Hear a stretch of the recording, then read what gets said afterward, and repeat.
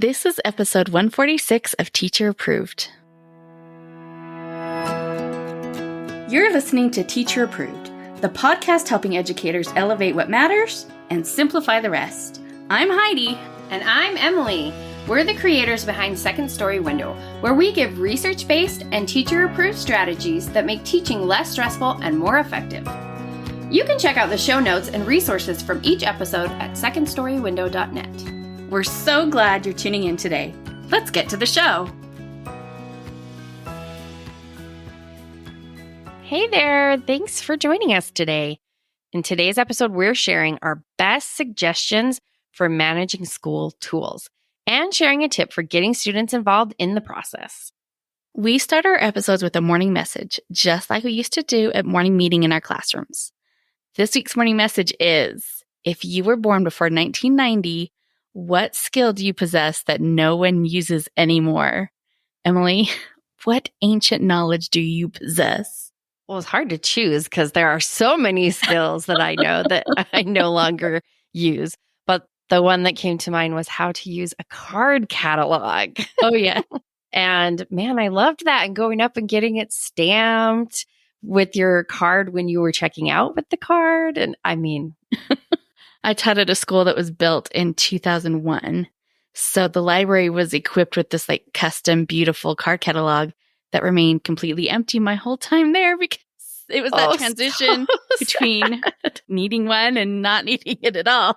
Yes. And it just like is such a big part of my memories of going to the library is like looking through the card catalog to see what, look for books and then, checking out a book and having that card in the back. And being able to look and be like, oh, my friend checked this out 2 weeks ago, like when you could see on that little checkout card that was in there. Yes, in the school library. Yes. Good times. What's your forgotten skill, Heidi? I think how to program the alarm on a clock radio. It seems like it should be so straightforward, but it was really tricky. And more than once, I would wake up in the morning and be like, oh my gosh, I'm an hour late and like rushing around trying to get ready and get out the door. And then you'd come home and in the evening, you'd suddenly hear your alarm clock kick on because you'd set it for PM instead of AM. Yep. Yeah. We asked our community this question and we got some hilarious responses. Shannon said that she can dial on a rotary phone. Oh, good for Shannon. Check. I think we could probably check all these off, honestly. Yes. Oh, no, there's a couple in here that I know for sure I can't do. Karen and Sarah both claim they have the ability to entertain themselves without something electronic, but we'll believe it when we see it. I used to have that skill. I'm not sure if I do anymore. I know. Especially because I read on my Kindle. So Yep. Julie still remembers how to write a check. I just had to do that the other day. And that comes up every once in a while. But it was like a whole ordeal to find my checkbook. That is it had been so long. I was just, oh shoot, I don't know where mine is. Sharika keeps her fancy note folding skills sharp. She says, I wrote a note to one of my younger coworkers and folded it fancy and sent it with a student. She sent a note back just folded boring. And in the note said, I don't know how to fold notes fancy like that. Will you teach me during your prep? That looks cool. Makes me sad to think the lost art of note folding, for passing notes in school to be lost. But once Sharika has folded the letter, Sarah can help out because she remembers how to address an envelope. Oh, yeah. Sue has those ditto making skills. Yeah, I may be old, but I am still young enough to have escaped ditto machines. We had something, but I'm not sure if it was a ditto where it had the big drum. And so you made the master first. Is that not a ditto? No. What was that? I don't know. Mimeograph, maybe? High speed copy. Oh, You couldn't do color. You couldn't enlarge or anything. And it was just like a whole bunch of copies of one thing. Yeah. Susanna hasn't forgotten the ways of the VHS player. Nor have I.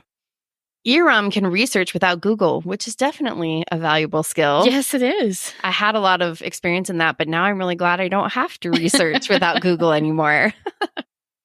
Dawn remembers the days of the slide rule, which also predates me, thankfully.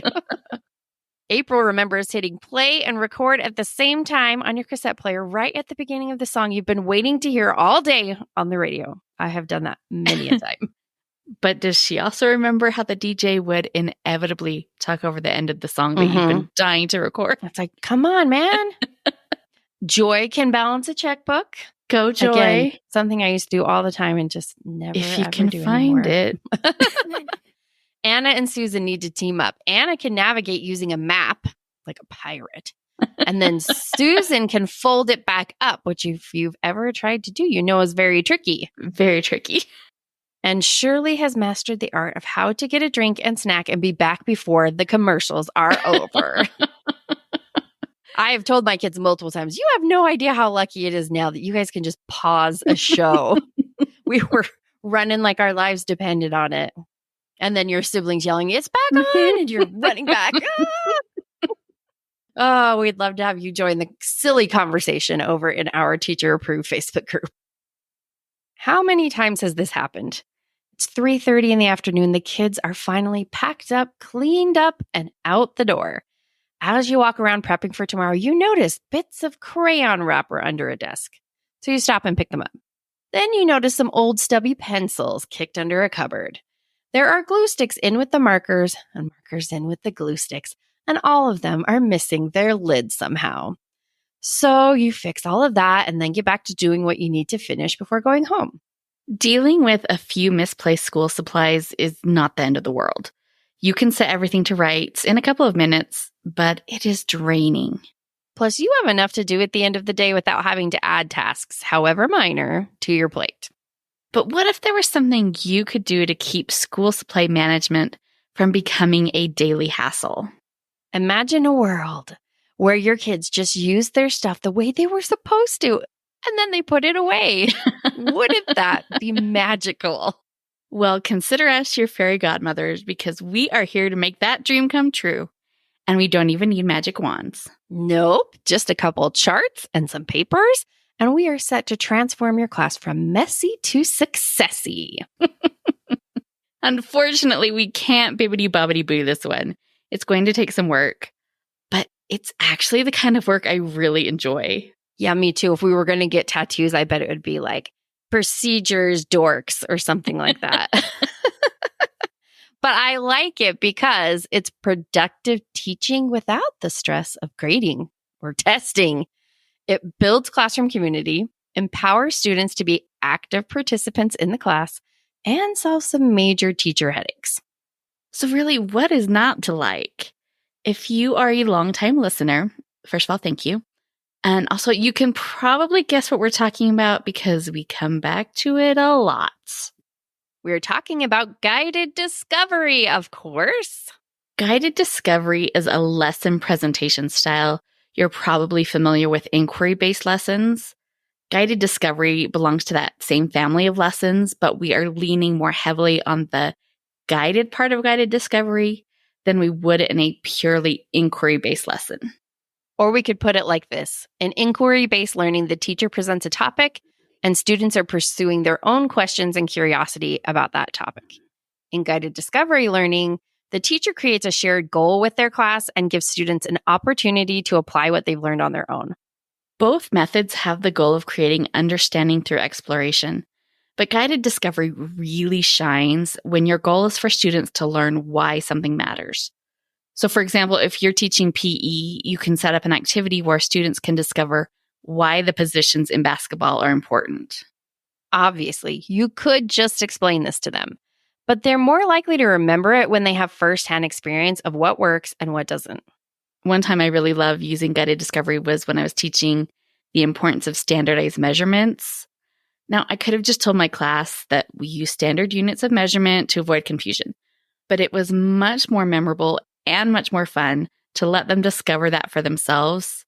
I had pairs of kids measure the width of their desks using a variety of non-standard units, and then we would compare the measurements, and we found out that one person's desk was 6 and another person's desk was 24. So how can that be? Does someone have a really big desk?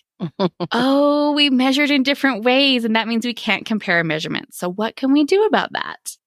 As we all know, when students actively participate in discovering knowledge, they understand it much more deeply. So, how does this apply to crayons and glue, though? Well, in this case, we want them to discover why taking care of school materials matters and how to do it well. I first learned about guided discovery in the book, The First 6 Weeks of School. Following that book's guidelines, I had a discussion about using crayons with my class.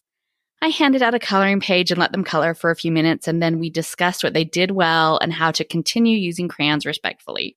That book is a classic for a reason, and there is a link to it in our show notes. If you've somehow missed it, do yourself a favor and go grab a copy. It does a great job walking you through how to intentionally use the first days of school to set you up for year-long success. Until I had read that book, honestly, it had never occurred to me to teach a lesson on how to use crayons. Second graders should know how to use crayons, I figured. And that is true. They should know how to use crayons, but they don't know how I expect them to use crayons in my classroom. And it's not just crayons. They don't know how you expect them to use glue or scissors or Chromebooks, even if they do have an understanding of how to use those materials in general. Or at least they should have an understanding of how to use them. You really can't assume anything with kids. The first 6 weeks of school book outlines specific steps to follow for a guided discovery lesson.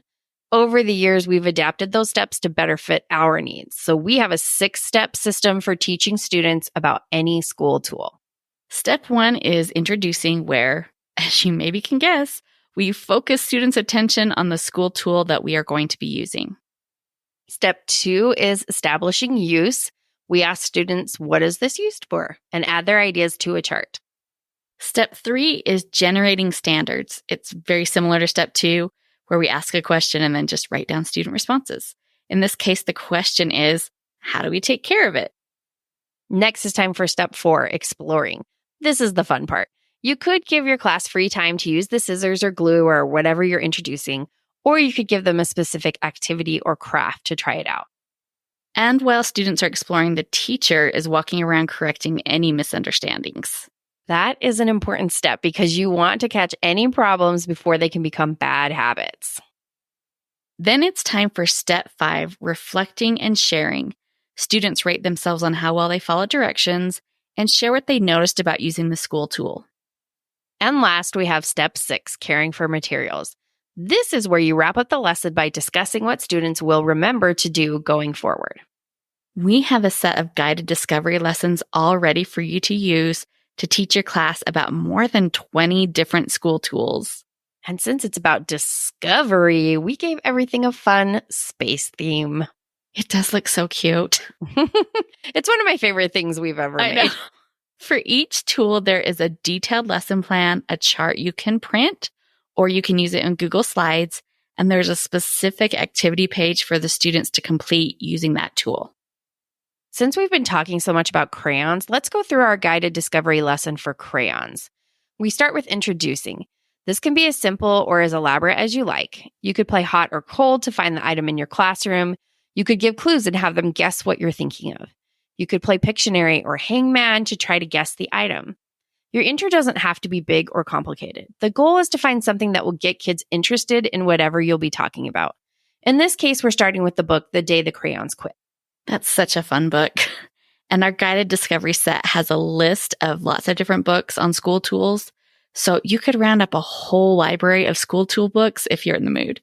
Plus, if you can find a video for the book, which in most cases you can on YouTube find a video for almost any book, then you'll have 7 to 10 minutes to sit down and catch your breath while the students watch the video. That is such a luxury the first week of school.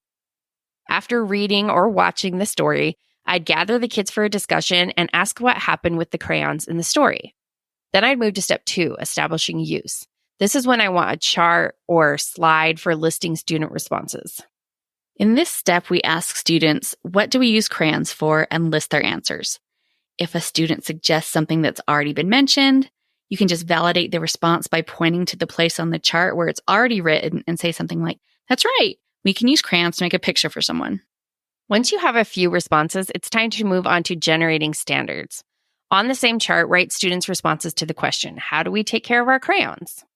We try and keep things positive, so if a student says, we don't color on our desks, we can ask them for more details. You're right, we don't color on our desks. What do we color on? Yes, we only color on paper. And then I write, only color on paper on the chart. Then when the next kid says, we don't color on books, and a few minutes later when another kid adds, we don't color on walls, I can point to the chart and say, you're right, we only color on paper.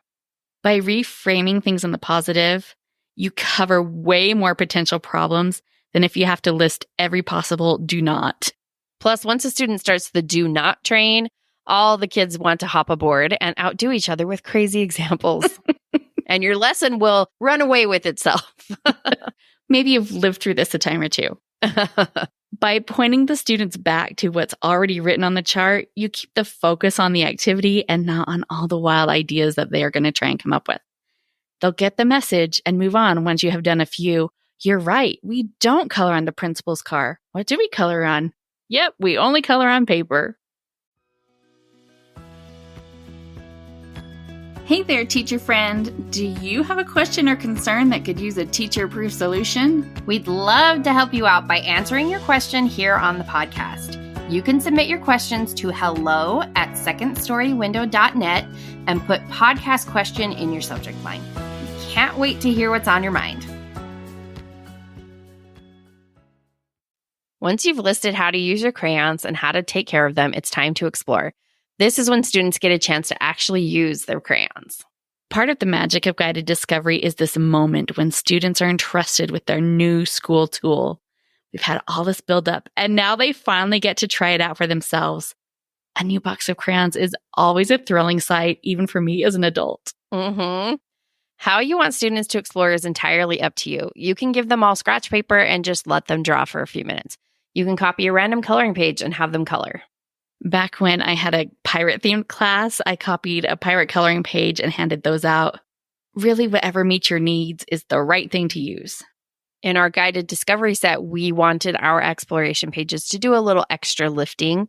One half of the page is for students to reflect on how they use the supply you're introducing. The other half of the page is a fun exploration activity. For crayons, we have a space-themed color by number picture. That's very cute.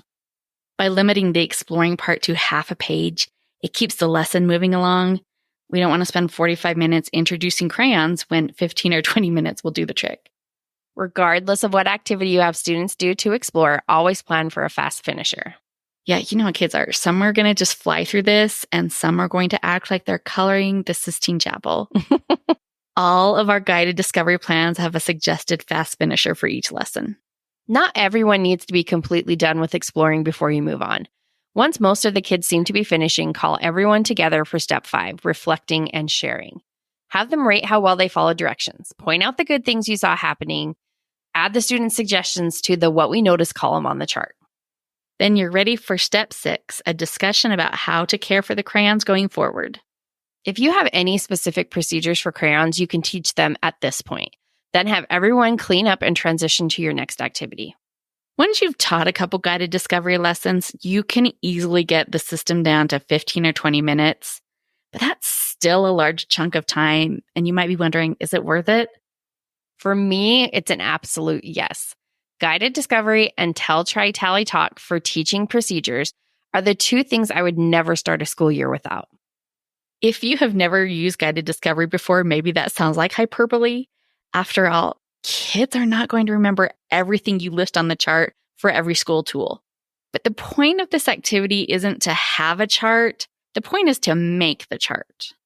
Right. We're inviting kids to consider how they handle themselves and their materials, to be conscious and considerate of what they're doing instead of just getting out crayons and coloring. And laying this foundation for how to manage school tools really does cut down on misuse, even if you only have time to do a full guided discovery lesson for 3 or 4 of your school tools.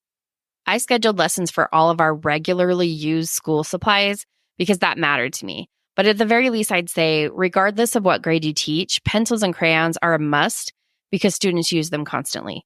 Scissors and glue are a must because of the potential for them to be misused.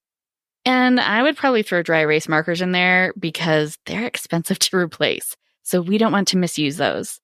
And of course, there are any electronic devices your class will be using. So 5 or 6 lessons at least. That's not too much for the first week of school, especially when you consider all the time and headaches you're saving down the road. Besides minimizing misuse, having lessons on handling pencils and crayons and everything else sets the tone for your class. It signals to your new students that you have high standards and they will be expected to meet them. but not in a threatening way, of course. This is more of calling your students in rather than calling them out. Yeah, you're sending the message that they are part of this new community now. And in our community, we have certain ways of doing things. When you don't meet our standards, you get a chance to fix things and make it right. And that's an important point because there will still be times when your students don't get it right. The time when something goes wrong is the second time that those charts you made are useful. So make sure to save any chart you make for future reference. Then when you notice the kids have left the lids off the glue sticks, you can pull out your glue stick chart and have your class review the standards they set and have them fix the problem. Besides saving the charts, you may also want to print some action plan pages from our guided discovery pack. You know this moment is coming, so why not be prepared? That way, when a student jams a crayon into the pencil sharpener or colors in a book, you're ready to deal with it. Pull the little darling over for a heart-to-heart. Have them review the chart about pencils or crayons and then fill out an action plan about what happened and what they will do better going forward. Ultimately, guided discovery is a system for putting the responsibility of managing classroom materials onto the people who are using those materials, the students. And in doing so, it frees the teacher from having to monitor and enforce what's happening. Yes, there will still be hiccups, but how to address those hiccups is already rolled into the system. Guided discovery is a powerful tool for turning your first days of school into a sturdy foundation that will support you for the rest of the year. We'd love to hear how guided discovery has worked for you. Come join the conversation in our teacher-approved Facebook group. Now let's talk about this week's teacher-approved tip. Each week we leave you with a small, actionable tip that you can apply in your classroom today. This week's teacher-approved tip is save old supplies for the new year. Heidi, I think we've already done this one. Yes, we did mention it in the spring, but I wanted to remind everyone of why they are holding on to a giant Ziploc full of old crayons and pencils in case they forgot. Or if you missed this the first time around, I wanted to give people the chance to use it now. Okay, so why would we want to hold on to those chewed up pencil stubs? As part of that guided discovery process we've been talking about, we don't let students use materials until we have formally introduced our expectations for them. It takes some planning, but you can definitely start your first day without pencils and crayons. Yeah, we start our first day of school with pattern blocks, so we don't have to hand out the pencils and crayons yet. And you can go back to episode 78 if you want to hear more about our pattern blocks plan. Now, I'm not holding off on giving out pencils because I think there will be problems. Kids on the first day are very unlikely to misuse school supplies. But part of the fun of a guided discovery lesson is the big reveal. You're not just giving your students a pencil. You are entrusting them with a shiny new tool that they will use all year to learn and grow. But that doesn't mean it's always practical to wait to hand out pencils.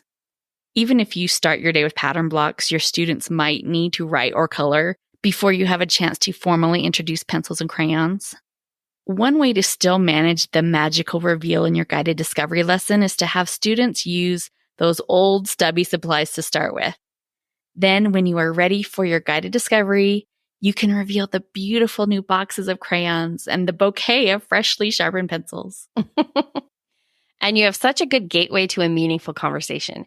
Did you notice how beat up those old pencils are? How can we treat our pencils so we can keep them looking nice and new instead of these old ones? So bag up some of your old pencils and crayons before you start cleaning everything out. And also hold on to old glue sticks or scissors or anything else you might want students to use before you teach about them. Or if you already cleaned things out, you can probably get plenty of donations from coworkers. Put out a collection bin in the workroom and you'll probably be inundated with old crayons and pencils. Just don't forget that you plan to start the first day with these old supplies. If you've downloaded the Ready for School checklists, make a note on the first day checklist or on the supply checklist so you remember how awesome you were to figure all of this out and way in advance. And those Ready for School checklists are free for podcast listeners in the month of July only. So if you want to grab those, head to secondstorywindow.net/ready. To wrap up the show, we are sharing what we're giving extra credit to this week. Emily, what gets your extra credit? I'm giving extra credit to Bear Bell's protein bars. I've been on the hunt for protein bars that I can get my picky teen athlete to eat, but I fell in love with these myself.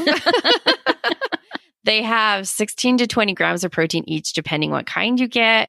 And pretty much every flavor I've tried is delicious. It genuinely feels like having a candy bar, which I've heard people say about Built Bar, and I disagree wholeheartedly. That does not taste like a candy bar to me, but these ones really do, especially the salted peanut caramel one, which tastes like a Snickers bar. Seriously. It's so good. A win. Yeah, so if you need a protein bar, check out Bear Bells. What are you giving extra credit to, Heidi? My extra credit goes to the book The Husbands by Holly Gramazio that I just finished. It's got such a fun premise. So when Lauren comes home one night, she's greeted by her husband. The only problem is that Lauren doesn't have a husband. But when that husband goes into the attic, a completely different husband comes down. It turns out that Lauren's attic produces an infinite supply of husbands. So I don't know that I would call this book a rom-com exactly, but it was just such a fun, quirky story, and it kept me guessing the whole time. I'm excited to read that one. Yeah, it was very fun, very different. That's it for today's episode. Plan your guided discovery lessons for introducing school tools at the start of the year. And don't forget our teacher-approved tip to start the year with old beat-up supplies.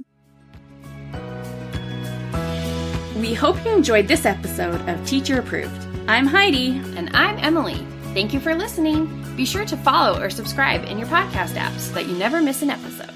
You can connect with us and other teachers in the Teacher Approved Facebook group. We'll see you here next week. Bye for now. Bye.